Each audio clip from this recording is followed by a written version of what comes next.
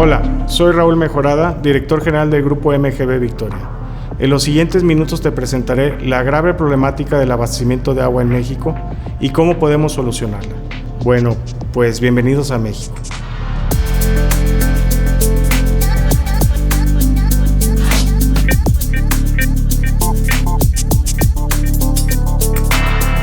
Durante más de 25 años, en el Grupo MGB Victoria, hemos estudiado los métodos de abastecimiento de agua potable en México y los hemos comparado con los de los países más desarrollados en este rubro. La diferencia que hemos encontrado es increíble, pero lo más interesante es que no tiene nada que ver con la situación económica. Pero primero, lo más sencillo. ¿Cómo se maneja el agua en los países más desarrollados? Los países más desarrollados en materia de agua, como Colombia en América Latina o Países Bajos en Europa, basan su infraestructura en sistemas centrales que operan el agua potable a presión las 24 horas, los 365 días del año, sin probabilidad de falla. Pero, ¿cómo funcionan estos sistemas? Es muy simple. Primeramente, a través de estudios, se determinan los lugares donde el agua cuenta con las mejores características y cantidad suficiente para el consumo humano. Ahí es donde se establecerán las obras de captación, las cuales normalmente son pozos profundos. A esto le llamamos abastecimiento primario. Después, el agua es conducida a una cisterna de regulación, la cual tiene el objetivo de convertir un abastecimiento continuo proveniente de los pozos a uno que será cambiante dependiendo de la demanda de agua por parte de los usuarios. Debido a que esta cisterna es abastecida por varios pozos, la posibilidad de falta de suministro de agua se elimina, ya que aunque falle uno de ellos, se tienen los suficientes pozos para enfrentar el percance sin afectar el suministro del agua a la población. Luego, el agua es transportada desde la cisterna hasta la toma del usuario con el apoyo de un conjunto de pequeñas bombas, programadas para entrar en funcionamiento, una o varias de ellas, según las necesidades de los usuarios. Dichos equipos cuentan con sus propias plantas de energía eléctrica y bombas de respaldo, lo que garantiza el abastecimiento continuo. También es importante mencionar que dichos sistemas centrales son modulares, es decir, pueden crecer a razón de la ciudad. De modo que cuando un urbanizador construye un desarrollo, solo está obligado a aportar al sistema central la parte proporcional del equipamiento correspondiente a la cantidad de viviendas que pretende construir. Estos sistemas pueden llegar a surtir un gran número de tomas de usuario. Estamos hablando de 50,000 hasta 80,000 tomas con un solo sistema. De esta manera, el usuario siempre cuenta con agua a presión, sin probabilidad de falla. Simple, económico y eficiente. Entonces, ¿qué hemos hecho en México? En México, el urbanizador está obligado a equipar cada desarrollo para abastecer agua potable. Es decir, si tú quieres construir un fraccionamiento, debes considerar implementar un pozo profundo, un tanque elevado o cisterna y un equipo de bombeo. Y deberás hacer esto para cada desarrollo que quieras construir. Además, los operadores de agua y municipios te exigirán adquirir equipos y sistemas para equipar tu desarrollo con capacidades desmedidas. Esto se da ya que los requerimientos no están basados en estudios reales y actuales de consumo de agua por habitante y densidad poblacional. Pareciera que la filosofía es más vale que sobre a que falte, y que los organismos operadores no hacen conciencia de que son ellos mismos los que tendrán que operar y mantener funcionando estos equipos. Con el tiempo, la ciudad se llena de pequeños sistemas individuales y sobredimensionados, los cuales son altamente costosos de operar. Además, debido a que cada desarrollo es abastecido por un solo pozo profundo, la posibilidad de falla en el suministro es muy alta, lo que obliga a los usuarios a tomar la precaución de instalar cisternas y tinacos por vivienda para generar su propia reserva y no quedarse sin agua en caso de falla. Finalmente, el tinaco es la punta visible del tremendo iceberg de problemas que genera este fenómeno, al que hemos llamado dispersión hídrica, el cual trae las siguientes consecuencias. Desperdicio de energía. En México, el agua llega con determinada presión a la toma del usuario y esta se pierde cuando entra a la cisterna. Una vez ahí, se le vuelve a imprimir presión por una pequeña bomba, generalmente muy ineficiente, para ser llevada al tinaco donde la presión se pierde una vez más. Esta práctica, replicada en cada vivienda o edificación, representa el principal desperdicio de energía del país en materia hídrica. Y lo peor es que dicha energía es pagada por el usuario a través de su recibo de luz. Aunado a lo anterior, nos encontramos con una práctica común. la construcción de grandes cisternas en los cerros cercanos a las ciudades, donde el agua requiere de cantidades de energía exorbitantes para llegar, para posteriormente abastecer a la población. Sin embargo, la población asentada en las faldas de los cerros recibe tasas muy altas de presión, lo que obliga a la instalación de válvulas reductoras de presión para abastecer a dicho sector. Por un lado se le imprime energía al agua y por el otro se le suprime. En los sistemas modernos, el agua es suministrada a la población directamente desde el sistema de bombeo central, y solo es rebombeada la cantidad de agua necesaria para abastecer a la población asentada en la parte alta de los cerros. Costos de infraestructura. Como se mencionaba anteriormente, los organismos operadores no solo exigen al urbanizador equipar cada desarrollo por separado, sino que demandan la implementación de equipos sobredimensionados sin un fundamento real. ¿Qué tan exageradas están estas demandas? Grupo MGB Victoria realizó estudios de consumo de agua en conjunto con el gobierno de Puebla en 2011, los cuales arrojaron consumos de agua en viviendas de tipo popular de 90 litros por persona al día. Dichos resultados cuadran perfectamente con los consumos de países desarrollados en materia hídrica. Por otro lado, la densidad real marcada por el INEGI para este tipo de vivienda es de 3 personas por casa. Esto nos da un consumo promedio de 270 litros por vivienda al día. ¿Y cuáles son las exigencias de los organismos operadores?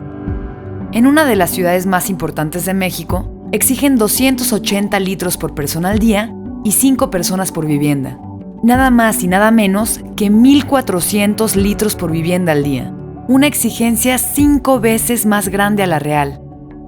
De este modo, el urbanizador deberá adquirir en la misma proporción títulos de concesión, equipamiento de pozos, tanques de almacenamiento, equipos de bombeo, líneas de conducción, así como la disposición de aguas residuales y su tratamiento. Esto impacta enormemente los costos por casa o departamento y por consiguiente los precios de las viviendas que deberán pagar los mexicanos. Costos de operación. Claro que esta sobreinfraestructura exigida posteriormente deberá ser operada y mantenida por el organismo operador. Y ya que esto ocurre con cada desarrollo que se construye, los costos de operación se disparan a las nubes. ¿Pero qué tanto? Veámoslo. Los organismos operadores holandeses operan con 0.6 empleados por cada 1.000 tomas de usuario. En el caso del organismo operador ya comentado, es de 2.9 personas por cada 1.000 tomas. Utilizamos 480% más personal para entregar un servicio irregular y de mala calidad. Ya sería absurdo hablar de los costos de mantenimiento, reemplazo de equipos, productos químicos para el tratamiento de agua, consumos de energía, etc. Es importante comentar que los organismos operadores holandeses cuentan con la mejor calidad de agua servida a la población a nivel mundial y que estas empresas son rentables en su operación. Salud. No importa qué tanto cuidado tenga el organismo operador con la calidad del agua suministrada, este control se pierde cuando el agua es almacenada en los tinacos y cisternas. En dichos depósitos, el agua se contamina fácilmente y simplemente deja de ser potable, ocasionando serias enfermedades gastrointestinales, enfermedades transmitidas por mosquitos, así como el consumo desmedido de agua embotellada y bebidas azucaradas. Todo esto representa tremendos costos al sistema de salud. De hecho, las infecciones gastrointestinales son una de las principales causas de muerte e incapacidades, según la Escuela Nacional de Ciencias Biológicas. Pérdida de agua. Según estudios del IMTA, más del 40% del agua bombeada nunca llegará al usuario por fugas en tuberías. Además, basado en estudios realizados por Grupo MGB Victoria, del agua entregada, un 30% adicional se pierde en tinacos y cisternas. En Países Bajos, se pierde menos del 3% del agua antes de ser utilizada por el usuario. Entonces, ¿cuánta agua hemos desperdiciado? Y junto con ella, ¿cuánta energía y dinero? Control del agua. Cuando un organismo operador moderno necesita reducir el abastecimiento de agua a la población por fallas en los pozos, estiaje o mantenimientos al sistema, esto lo lleva a cabo reduciendo la presión del agua en las redes y por ende el suministro en cada toma domiciliaria. De este modo, se puede incidir en el consumo de agua del usuario, pero sin dejar de suministrar agua. En México, cuando el agua es insuficiente, el organismo operador se ve obligado a ejecutar cortes en el suministro, lo que incentiva al usuario a instalar más tinacos y cisternas, agravando aún más el problema. Creación de infraestructuras hídricas innecesarias. Todo lo antes mencionado hace creer a muchos que la solución está en invertir en grandes obras hídricas como presas, acueductos o plantas potabilizadoras para llevar más agua a las ciudades mexicanas. Esto solo empeora más la situación debido al alto costo de inversión y de operación que requieren. Calentamiento global. Después de escuchar lo anterior, es fácil dimensionar la cantidad de toneladas de CO2 que enviamos a la atmósfera debido a la producción de energía eléctrica que requieren los millones de pequeñas bombitas por vivienda, mismas que no deberían de existir si contáramos con sistemas modernos de abastecimiento. Contaminación visual. Finalmente, la evidencia visual de nuestro ineficiente sistema son los tinacos. No importa si es una ciudad colonial, un destino turístico o una ciudad supuestamente moderna.